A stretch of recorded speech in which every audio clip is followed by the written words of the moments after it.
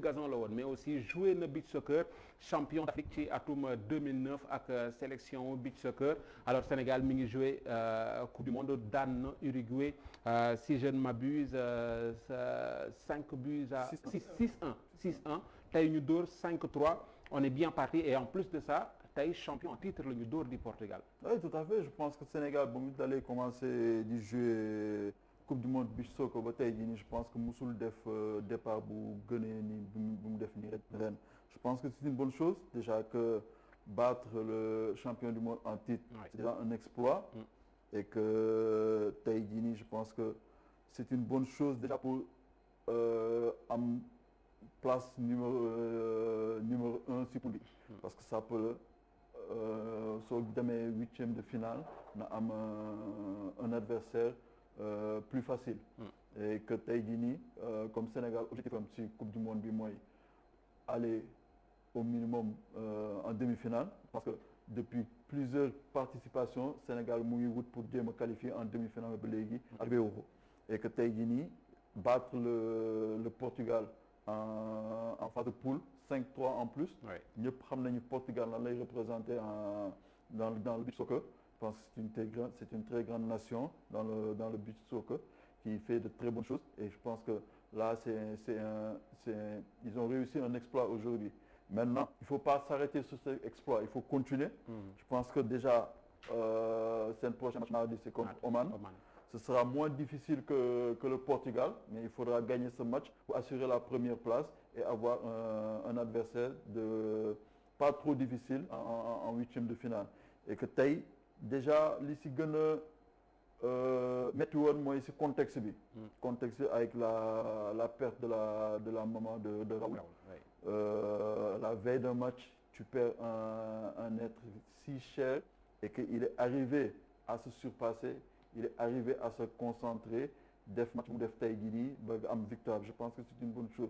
C'est quelque chose à souligner, c'est quelque chose de très fort et que ça n'a pas été facile. Mais tey je pense que ça peut être le début, le départ d'une grande coupe du monde.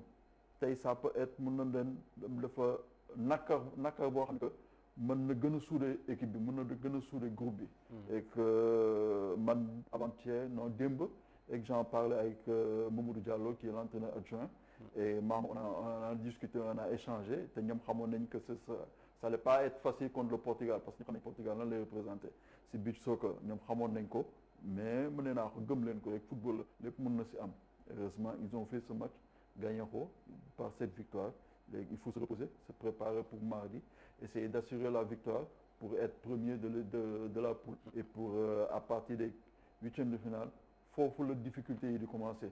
Parce que c'est des matchs à élimination directe et là il faudra être présent le jour du match, faire un gros match pour passer et je pense que s'ils arrivent à passer ce cap des quarts de finale, je pense que tout sera possible parce que là je pense que depuis pas mal d'années dafa doon benn poids si ñoom chaque fois su ñuy dem compétition su ñuy dem coupe du monde ils se disent que on y va pour essayer d'aller en demi-finale ou passer le cap des quarts de finale parce que ñun suñu génération bu stop chaque fois quart de finale ñu doon arrêter la coupe du monde ba génération bi nii coupe du monde bi passé la même chose yi ba passé tamit la même chose et que tey jii nii s'ils arrivent à passer ce cap ils peuvent créer l'exploit.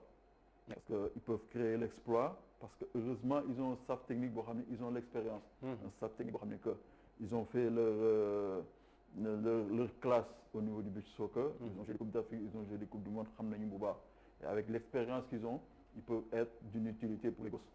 Heureusement ils ont des gosses réceptifs, des gosses yoo xam ne ñoom tamit ils ont de l'expérience quand on prend Ousseynou, le gardien de but. ba may jouer beach soccer moo nekkoon suñu gardien.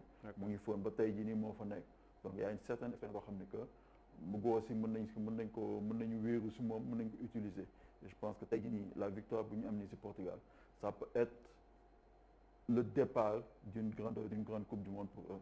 Le départ d'une grande coupe du monde